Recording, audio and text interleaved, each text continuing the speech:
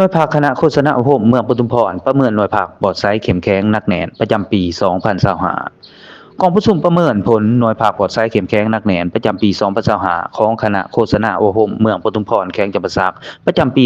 2025และจัดขึ้นในตอนเช้าของวันที่17พฤศจิกายนปี2025ที่ผ่านมานี้อยู่ที่หอประชุมของหอการนาเกาวโดยการให้เกียรติเป็นประธานของสหายแก้วตาญะวงศาห้องเลขาพรรคเมืองประธานองค์การกวดกาพรรคลาดเมืองสหายศรีถนนชัยศรีสว่างวงศ์กรรมการพรรคเมืองเลขาหน่วยภาคหัวหน้าคณะโฆษณาอุปมเมืองพร้อมคณะมีบรรดาสหายคณะกรรมการประเมินผลหน่วยภาคปลอดไซเข้มแข็งและหนักแน่นขันเมืองพร้อมด้วยสมาชิกพรรคทั้งหมดภายในหน่วยภาคดังกล่าวเข้าร่วม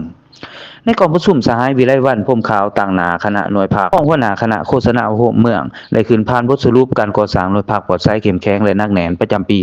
2025และผ่านทิศทางแผนการปี2026ในตอนหน้าในปีผ่านมาคณะหน่วยภาคคณะโฆษณาอุปมเมืองและเอาใจใส่นำผ้าสีนำสมาชิกภาคที่อยู่ในความรับผิดชอบของตนให้เอาใจใส่ปฏิบัติหน้าที่วิชาเฉพาะในแต่ละล้านอย่างมีผลสำเร็จและมีประสิทธิภาพสูง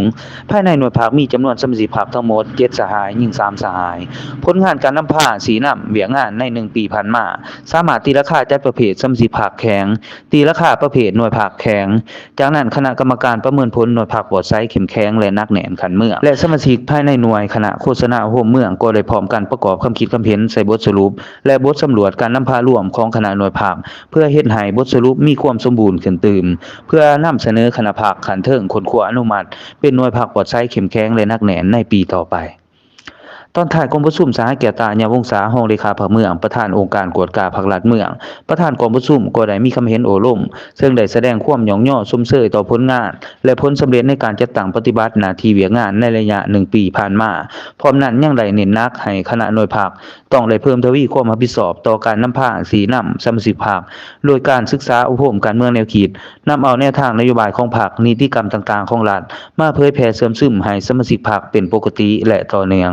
ยกสูงความรับผิดชอบต่อหน้าที่การเมืองเวียกงานวิชาเฉพาะที่ได้รับการมอบหมายอย่างประดิษฐ์สร้างเป็นเจ้าการยกสูงความรับผิดชอบในการจัดตั้งปฏิบัติกฎระเบียบของพรรคเอาใจใส่ปรับปรุงก่อสร้างพรรคไปตามหาหลักการ3ทิศนำและ3ลักษณะของพรรคเพิ่มทวีความสามัคคีเป็นเอกภาพในหน่วยพรรคตั้งหน้าเสาฮู้หำเฮียนกำให้ได้บรรดานิติกรรมของขันเทิงวางออกปฏิบัติหน้าที่เวียกงานด้วยหลักการศูนย์รวมประชาธิปไตยเป็นหมู่คณะและแบ่งงานแบ่งความรับผิดชอบเป็นอันละเอียด